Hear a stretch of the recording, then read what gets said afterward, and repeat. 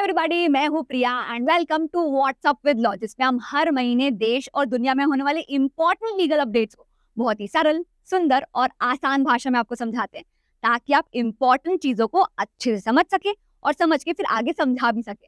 तो अगर आप किसी भी लीगल एग्जाम की तैयारी कर रहे हैं, अपनी प्रिपरेशन स्टार्ट करने से पहले एक बार इस वीडियो को पूरा देख लीजिएगा, आपकी प्रिपरेशन में जरूर हेल्प मिलेगी। और इस महीने ना बहुत सारी चीजें हुई है, जिसमें सारी इंपॉर्टेंट चीजों को मैंने इस वीडियो में इंक्लूड किया ही है। तो अपनी भलाई के लिए थोड़ा सा अपना अटेंशन स्पैन बढ़ा लीजिएगा और इस वीडियो को पूरा देखने का ट्राई कीजिएगा। ठीक है, चलिए इस वीडियो को स्टार्ट करते हैं। अब हम बात करेंगे इस पूरे महीने के सबसे इंपॉर्टेंट जजमेंट के बारे में। तो देखिए, ये तो आपको पता ही होगा कि एक बिल एक्ट तब बनता है जब पार्लियामेंट में उसे प्रेसिडेंट की और स्टेट लेजिस्लेचर से पास होने के बाद उसे गवर्नर का अप्रूवल मिल जाता है, असेंट मिल जाता है। लेकिन अगर प्रेसिडेंट या गवर्नर कोई एक्शन ही ना ले, अपना अप्रूवल ही ना दे, तब क्या किया जाएगा? तो इसी क्वेश्चन का आंसर मिलता है कॉन्स्टिट्यूशन के 2 आर्टिकल्स और recently pass supreme court judgments है, जो बहुत ही इंपॉर्टेंट है। तो पहला है आर्टिकल 200 ऑफ द कॉन्स्टिट्यूशन, जो ये कहता है कि अगर स्टेट लेजिस्लेचर से कोई बिल पास हो जाता है, तब ना गवर्नर के पास 3 ऑप्शन होते हैं। पहला, या तो उस बिल को अपना असेंट दे दे, अप्रूवल दे दे, या फिर वो अपना असेंट विदहोल्ड कर ले, रोक ले, या फिर ये ऑप्शन होता है कि वो उन सारे बिल्स को प्रेसिडेंट के पास भेज सकते हैं कंसिडरेशन के लिए, उनके पास रिजर्व करा सकते हैं। अगर गवर्नर ये थर्ड ऑप्शन यूज करते हैं, तब बारी आती है आर्टिकल 201 ऑफ द कॉन्स्टिट्यूशन की, जो क्या कहता है कि इस केस में जब गवर्नर ने बिल्स भेजे हैं प्रेसिडेंट के पास, तो प्रेसिडेंट के पास 2 ऑप्शन है। एक, या तो वो अपना असेंट दे दे या फिर उसे विदहोल्ड कर ले।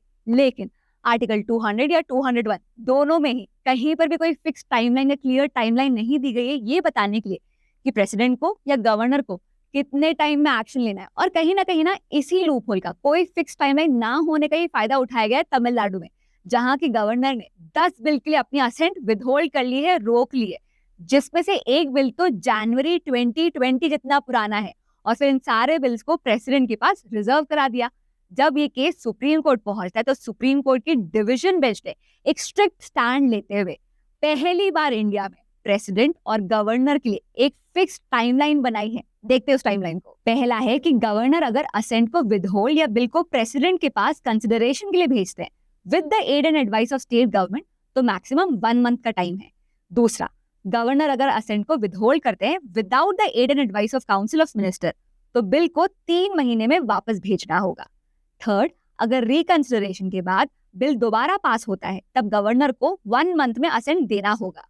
और उस केस में जब बिल्स को गवर्नर द्वारा प्रेसिडेंट को भेजा गया हो, तब प्रेसिडेंट को 3 मंथ्स के अंदर अंदर ही एक्ट करना होगा। तो इस जजमेंट का मतलब ये हुआ कि कोर्ट ने क्लियरली कहा कि गवर्नर का इनएक्शन इलीगल है। और रही बात उन 10 बिल्स की जिस पर गवर्नर अपनी असेंट नहीं दे रहे थे, कोर्ट ने ये डिक्लेयर किया कि ये माना जाएगा कि इन 10 बिल्स को गवर्नर की असेंट मिल गई है और अब वो एक्ट बन गए। अब ना कुछ बेसिक टर्म्स और प्रोसेसेस होते हैं, जैसे act, ordinance, rule, regulation, bylaws, इन सब में क्या डिफरेंस होता है, एक्ट पास कैसे होता है, कोई बिल एक्ट कैसे बनता है, डिफरेंट टाइप ऑफ वीटोस क्या होती है, एब्सोल्यूट वीटो, पॉकेट वीटो, ये सारी चीजें अगर आपको समझ में आ जाए ना, तो आपका फाउंडेशन स्ट्रांग हो जाता है, आपकी लॉ की अंडरस्टैंडिंग बेटर होती है, बहुत सारी चीजें आपको इजीली समझ में आ जाती है। तो मैं आपको रेकमेंड करूंगी मेरी ये बेसिक्स ऑफ लॉ की ये एक वीडियो आप जरूर देखिएगा, आपकी अंडरस्टैंडिंग इंप्रूव होगी। अब अगर आप किसी भी लीगल एग्जाम की तैयारी करें, तो मेरे पास आपको ऑल द बेस्ट बोलने के अलावा भी 2 चीजें। एक तो है हमारा मोस्ट इंपॉर्टेंट जजमेंट का कोर्स, जिसको हमने बहुत ही ध्यान से डिजाइन किया है। इसमें ना पिछले कुछ सालों के जितने भी इंपॉर्टेंट जजमेंट्स रहे, जो कि बहुत सारे रहे, उसको हमने सिंपल भाषा में वीडियो के थ्रू एक्सप्लेन किया है। माइंड मैप्स है, डिटेल्ड पीडीएफ मिल जाएगी और एमसीक्यूज भी है। इसके अलावा आपका फाउंडेशन स्ट्रॉन्ग करने के लिए पूरे साल जो भी इंपॉर्टेंट लीगल अपडेट्स है, वो भी हम आपको कवर करके बताते हैं। इसके अलावा लैंडमार्क जजमेंट भी मिल जाएंगी, वो सारी चीजें मिलेगी जो आपका फाउंडेशन स्ट्रॉन्ग करने की नेसेसरी है। तो एक बार इस कोर्स को जरूर चेकआउट करिएगा, आपको बहुत पसंद आएगा। इसके अलावा अगर आप क्लैट पीजी या किसी और एलएलएम एंट्रेंस एग्जाम की तैयारी कर रहे हैं, तो आप एक बार मेरे क्लैट पीजी के इस फ्लैगशिप कोर्स को जरूर चेकआउट करिएगा। इस कोर्स को ना मैंने खुद जैसे बच्चों को हेल्प करने के लिए बनाया, वो बच्चे जिनको ये नहीं पता होता कि एलएलएम करना चाहिए या नहीं करना चाहिए, एलएलएम के बाद क्या करियर प्रोस्पेक्ट हो सकते हैं, क्लैट जैसे डिफरेंट एग्जाम्स के लिए क्या माइंडसेट रिक्वायर्ड होता है, एग्जाम के क्या डिमांड्स होते हैं, इन सारी ही चीजों को बहुत ही स्ट्रॉन्ग प्लानिंग और इजी इंप्लीमेंटेशन के तरीके से आपको बताया जाता है। जैसे सारे सब्जेक्ट्स को मंथली डिवाइड कर दिया जाता है, रीसेंट जजमेंट्स के लिए अलग प्लानिंग होती है, पास्ट जजमेंट्स के लिए अलग प्लानिंग होती है। सारी ही चीजों को स्ट्रैटेजिकली पॉजिटिव एटीट्यूड से, बिना फोमो वाली फीलिंग से आपको सिखाया जाता है। तो there are different ways in which we can help you in this journey. तो इस कोर्स को जरूर चेकआउट करिएगा, और अगर आपको कोई भी डाउट हो इन दोनों ही कोर्सेज से रिलेटेड, तो आप मुझे कमेंट सेक्शन में पूछ सकते हैं। इन दोनों ही कोर्सेज की लिंक आपको यहाँ और नीचे डिस्क्रिप्शन बॉक्स पर मिल जाएगी। अब हम बात करने वाले हैं इस पूरे महीने की सबसे इंपॉर्टेंट लीगल न्यूज के बारे में। तो वक्फ अमेंडमेंट एक्ट पार्लियामेंट से पास हो चुका है और इसे प्रेसिडेंट की मंजूरी भी मिल गई है, जिसके बाद वक्फ एक्ट में चेंजेस किए जा रहे हैं और मुसलमान वक्फ एक्ट रिपील कर दिया गया। अब ये सारे जो चेंजेस हो रहे हैं ना, इसका एम और ऑब्जेक्टिव है इंडिया की 9 लाख वक्फ प्रॉपर्टीज को बेटर मैनेज और रेगुलेट करना, जिसमें से 4 लाख वक्फ प्रॉपर्टीज वक्फ बाय यूजर है, जैसे दरगाह, मस्जिद, कब्रिस्तान एटसेट्रा। वक्फ बाय यूजर मतलब वो प्रॉपर्टीज जिनका प्रॉपर डॉक्यूमेंटेशन अवेलेबल नहीं है, लेकिन जिनका कंटिन्यूअस रिलीजियस यूज किया जा रहा है।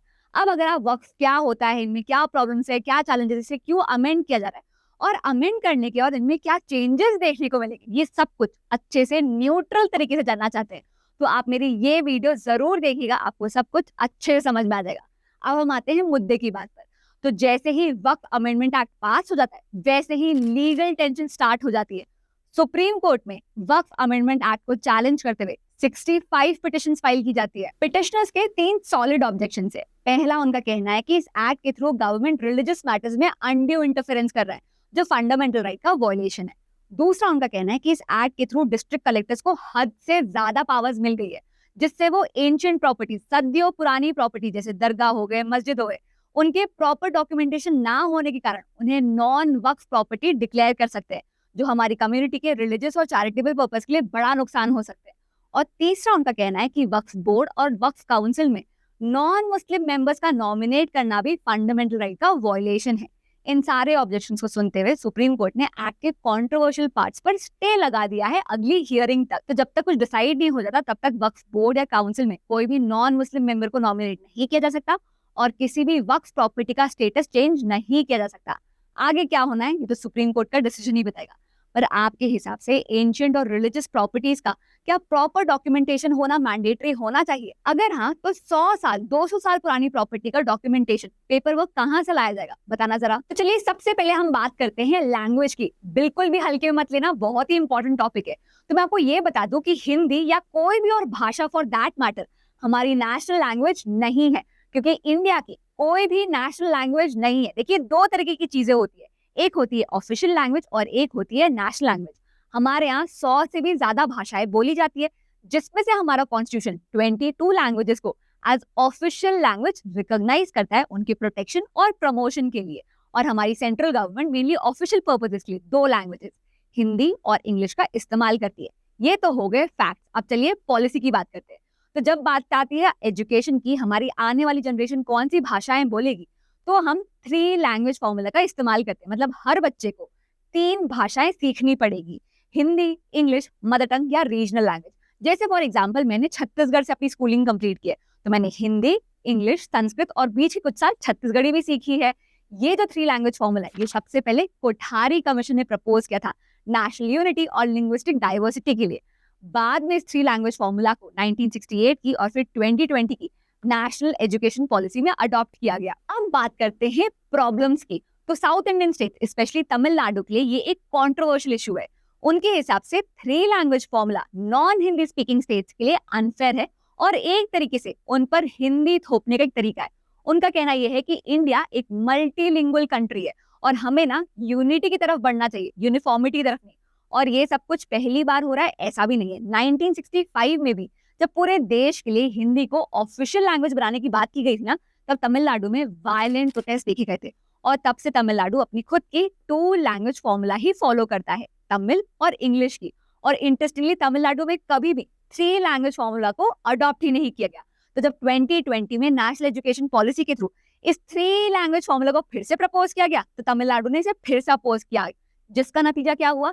सेंटर के थ्रू तमिलनाडु को जो 2 से 3,000 करोड़ की फंडिंग मिलनी थी, वो रोक दी गई है। तो मैं बात कर रही हूँ समग्र शिक्षा अभियान की, जो स्कूल एजुकेशन के लिए सेंट्रली फंडेड एक स्कीम है, जिसमें इंडिया के 36 स्टेट्स और यूनियन टेरिटरीज को फंड अलॉट किया जाता है, जिसकी हाईएस्ट बेनिफिशियरी उत्तर प्रदेश। लेकिन इन 3 स्टेट्स को कोई फंड अलॉट नहीं किए गए। तमिलनाडु को क्यों नहीं किए गए? क्योंकि वो 3 लैंग्वेज फॉर्मूला अडॉप्ट नहीं करे। इस पर ना तमिलनाडु को कहना यह है कि देखो, हमारे यहाँ 2 लैंग्वेज फॉर्मूला बहुत सक्सेसफुल रहा है, हम बच्चों को मदर टंग सिखा रहे हैं और ग्लोबली एक्सेप्टेड भाषा इंग्लिश सिखा रहे हैं। ऐसे में हिंदी एक और भाषा सिखाना उन पर प्रेशर बढ़ाना होगा, क्योंकि ना ही वो अपने घर पे उसे यूज करें, ना ही सोसाइटी पे। और हम अपने बच्चों को राइट टू चॉइस देना चाहते हैं कि वो अपने इंटरेस्ट के हिसाब से चीजें चूज करें, ना ही सिर्फ इम्पोजिशन के नाम पर। आपके हिसाब से हिंदी सिखाना क्या नेशनल यूनिटी का एक जरिया है या हिंदी इम्पोजिशन का, बताना जरा। और आप कौन से स्टेट से हैं ये भी साथ में बताना। अब अगले मुद्दे पर जाने से पहले हम ये दो कॉमन टर्म समझ लेते जो आपने अक्सर न्यूज में सुनी होगी। सिर्फ अच्छे से याद करने के लिए हम इसे ऐसे समझते हैं कि एक्स्ट्राडिशन मतलब चोर निकल कर भागा और असाइलम मतलब प्रोटेक्शन के लिए आया। फॉर एग्जाम्पल, इंडिया में नीरव मोदी फाइनेंशियल फ्रॉड और मनी लॉन्ड्रिंग के चार्जेस में वांटेड है, पर वो तो यूके भाग गया है। तो इंडिया क्या करेगी? इंडिया यूके से कहेगी कि वो ना हमारा चोर है, हमारा ऑफेंडर है, उसे वापस भेजो। तो किसी क्रिमिनल को वापस लाने के प्रोसेस को, उसे एक्सट्रैक्ट करने के प्रोसेस को एक्स्ट्राडिशन कहते हैं। वहीं अगर कोई इंसान अपने ही देश में सेफ फील नहीं करता है, कोई क्राइम करने के कारण नहीं बल्कि पॉलिटिकल, आइडियोलॉजिकल, रिलीजियस रीजन से, तो वो दूसरे देश से प्रोटेक्शन मांग सकता है। फॉर एग्जाम्पल, चाइना के कारण दलाई लामा और बाकी टिबेटन सेफ फील नहीं कर रहे थे, तो उन्होंने इंडिया से प्रोटेक्शन मांगी और 1959 से इंडिया ने उन्हें हिमाचल प्रदेश में असाइलम दिया हुआ है। तो जब कोई क्रिमिनल भाग जाता है, उसे वापस लाने की प्रक्रिया को हम एक्स्ट्राडिशन कहते हैं। वहीं अगर किसी को अपने देश में परसिक्यूशन का डर है, तो वो दूसरे देश से प्रोटेक्शन मांग सकता है और हम उसे शरण दे सकते हैं, जिसे हम असाइलम कहते हैं। अब ये है तहव्वुर राना, जो 2008 के मुंबई टेरर अटैक का की कॉन्स्पिरेटर है, जिसे पहलगाम अटैक के लिए भी रिस्पॉन्सिबल माना जाता है, जो डिफरेंट टेररिस्ट ऑर्गेनाइजेशन का पार्ट रह चुका है। इसे फाइनली यूएस से वापस इंडिया लाया जा रहा है, इसका एक्स्ट्राडिशन हो रहा है। अब एक्स्ट्राडिशन की सारी रिक्वेस्ट देखती है मिनिस्ट्री ऑफ एक्सटर्नल अफेयर्स। उनके हिसाब से 2019 से लेकर 24 तक इंडिया ने डिफरेंट कंट्रीज को 178 लोगों की एक्स्ट्राडिशन रिक्वेस्ट भेजी है, जिसमें से सिर्फ 23 लोग ही वापस आ चुके हैं, जिस कारण काफी सारे फ्यूजिटिव्स के केसेस पेंडिंग पड़े। अब इन सारे ऑफेंडर्स में से वो कौन सा एक फ्यूजिटिव है जिसके एक्स्ट्राडिशन के लिए इंडिया को जोर डालना चाहिए, बताना जरा। नेक्स्ट है जुडिशरी। तो इंडियन जुडिशरी के जो हाईएस्ट रैंकिंग ऑफिसर होते हैं वो होते हैं चीफ जस्टिस ऑफ इंडिया, जो सुप्रीम कोर्ट के चीफ जज होते हैं। तो हमारे पहले चीफ जस्टिस ऑफ इंडिया कौन थे? जस्टिस एच.जे. कानिया। और हमारे करंट और 51st चीफ जस्टिस है जस्टिस संजीव खन्ना। अब यहाँ पे बस आपको एक आर्टिकल पर ध्यान देना है, कॉन्स्टिट्यूशन का आर्टिकल 124, जो ये कहता है कि सुप्रीम कोर्ट में जितने भी जजेस होंगे, कितने होते हैं? 34 जजेस होते हैं, एक चीफ जस्टिस ऑफ इंडिया और 33 अदर जजेस। इन सभी जजेस की रिटायरमेंट एज होती है 65 ईयर्स पर। तो जस्टिस संजीव खन्ना ने अपने रिटायरमेंट के बाद जस्टिस बी.आर. गवई को नेक्स्ट चीफ जस्टिस के लिए नॉमिनेट किया है। तो इंडिया के अगले और 52nd चीफ जस्टिस होने वाले हैं जस्टिस बी.आर. गवई, जो शेड्यूल कास्ट कम्युनिटी से आने वाले दूसरे चीफ जस्टिस होने वाले। पहले थे जस्टिस के.जी. बालकृष्णन, जो 2010 में रिटायर हो गए। इसके बाद इस महीने रिलीज हुई ये तो इम्पोर्टेंट रैंकिंग्स की हम बात करते हैं। तो जब भी किसी स्टेट में पुलिस, जुडिशरी या लॉ मशीनरी ठीक से काम नहीं करे ना, तो उस स्टेट के लोग कहने लगते हैं कि अरे सुधर जाओ वरना इंडियन जस्टिस रिपोर्ट पे रैंकिंग नीचे चले जाएगी।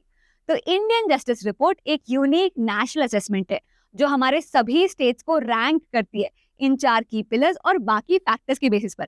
बेसिकली ने ये हमारे स्टेट्स को उनकी कैपेसिटी टू डिलीवर जस्टिस के बेसिस पर रैंक करती है। अगर हम ओवरऑल रैंकिंग की बात करें तो टॉप परफॉर्मर्स रहे कर्नाटका और सिक्किम, कॉन्ग्रेचुलेशन। वहीं वर्स्ट परफॉर्मर्स की बात करें तो वो है वेस्ट बंगाल और गोवा। वहीं छत्तीसगढ़, उड़ीसा और बिहार ने स्ट्रॉन्ग इंप्रूवमेंट शो किया है। अब ये रिपोर्ट इतनी इंपॉर्टेंट इसलिए क्योंकि इससे ना हमें रियलिटी चेक मिल जाती है, बहुत इंपॉर्टेंट फैक्टर सामने आते हैं। जैसे इस रिपोर्ट से पता चलता है कि जुडिशरी के पास सिर्फ 21,000 जजेस है। इसका मतलब हर 10 लाख लोगों पर सिर्फ 15 जजेस, जबकि 1987 की लॉ कमीशन के हिसाब से ये नंबर कम से कम 50 होना चाहिए।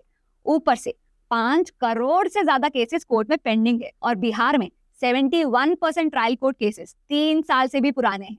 पुलिस सिस्टम भी टेंशन में है। हर 1 लाख लोगों पर सिर्फ 120 पुलिस पर्सनल अवेलेबल है, जबकि ग्लोबल नॉर्म है 222 का। 17% पुलिस स्टेशन में अब तक सीसीटीवी कैमरा नहीं लगाए गए और 30% में विमेन हेल्प डेस्क भी नहीं है। प्रिजन सिस्टम की बात करें तो वो ओवरलोडेड है, 131% की ओवरक्राउडिंग है, जिसमें सबसे ज्यादा बर्डन है उत्तर प्रदेश की प्रिजन्स पर। ऑफिसर्स, करेक्शनल और मेडिकल स्टाफ का शॉर्टेज सीरियस लेवल तक पहुंच चुका है और हर एक डॉक्टर को 775 इनमेट्स को देखना पड़ता है, जबकि रिकमेंडेड रेशियो है 1:300 का। लास्टली लीगल एड का हाल भी कुछ खास नहीं है। पैरा लीगल वॉलंटियर्स का नंबर 38% तक गिर चुका है, जो कि एक अलार्मिंग सिग्नल है। वैसे आपकी स्टेट की क्या रैंकिंग आई है, बताना जरा। अब नेक्स्ट पॉइंट डिस्कस करने से पहले एक बार हमें खुद से और आपस में ये सीरियसली डिस्कस करना चाहिए कि क्या हमारे देश में प्रेस सच में आजाद है। इस क्वेश्चन का आंसर हमें वर्ल्ड प्रेस फ्रीडम इंडेक्स से भी मिल सकता है, जिसे रिपोर्टर्स विदाउट बॉर्डर्स पब्लिश करते हैं। इसमें ना 180 कंट्रीज को रैंक किया जाता है, जिसे कैलकुलेट करने के लिए इन 5 मेजर इंडिकेटर्स पर रिलाई किया जाता है। एक क्वेश्चनर भी होता है जिसे media professional, researcher, journalist fill करते हैं अपना फीडबैक देने के लिए। जितना ज्यादा हाई रैंकिंग मतलब उतना ज्यादा मीडिया फ्रीडम, और जितना ज्यादा लो रैंक मतलब उतने ज्यादा रिस्ट्रिक्शंस। तो वर्ल्ड प्रेस फ्रीडम इंडेक्स 2025 में आउट ऑफ 180 कंट्रीज इंडिया का रैंक रहा है 151st। ये कुछ टॉप परफॉर्मर्स रहे, ये कुछ वर्स्ट परफॉर्मर्स रहे। हाँ, पिछले कुछ सालों से कंपेयर इंडिया की रैंकिंग जरूर इंप्रूव हुई है, लेकिन इंडिया अब भी वेरी सीरियस कैटेगरी में फॉल करता है, जो मीडिया रिप्रेशन इंडिकेट करता है। 2020 में हमारे सुप्रीम कोर्ट ने कहा था कि free press is a valuable and a sacred right. क्या आपके हिसाब से हमारे देश में प्रेस सच में आजाद है? बताना जरा। तो ये था आज का वीडियो, जिसमें हमने पूरे महीने के कुछ इंपॉर्टेंट लीगल अपडेट्स को झट से कवर किया। अगर आपने इस वीडियो को पूरा एंड तक देखा ना, तो I am so proud of you कि आपने अटेंशन लूज नहीं किया, आप डिटरमाइंड थे। इस वीडियो से रिलेटेड अगर आपको कोई भी डाउट हो या मेरे लिए कोई सजेशन हो कि प्रिया तुम थोड़ा स्लो क्यों नहीं बोलती, या इस टॉपिक पे आप वीडियो क्यों नहीं बनाते, do let me know in the comment section and I will get back to you. और एक बार प्लीज मेरे क्लैट पीजी की फ्लैगशिप कोर्स को या हमारे मोस्ट इंपॉर्टेंट जजमेंट कोर्स को एक बार जरूर चेकआउट करिएगा। इसे इतने अच्छे से स्ट्रैटेजिकली हमने डिजाइन किया है कि आपको एग्जाम के पहले भी हेल्प हो और एग्जाम के बाद भी, एग्जाम के दौरान भी आपको सारे जो डाउट्स हो वो सब के सब clarify. So do check it out, it's a very good course, it's too good, it's the best in the industry. तो आप एक बार चेक करिएगा। आपको कोई भी डाउट हो वो भी मुझे कमेंट सेक्शन में बताइएगा and I will get back to you. मैं उम्मीद करती हूँ कि आज की इस वीडियो में आपको कुछ नया सीखने को मिला हो। That's it for now, see you in the next class, bye bye.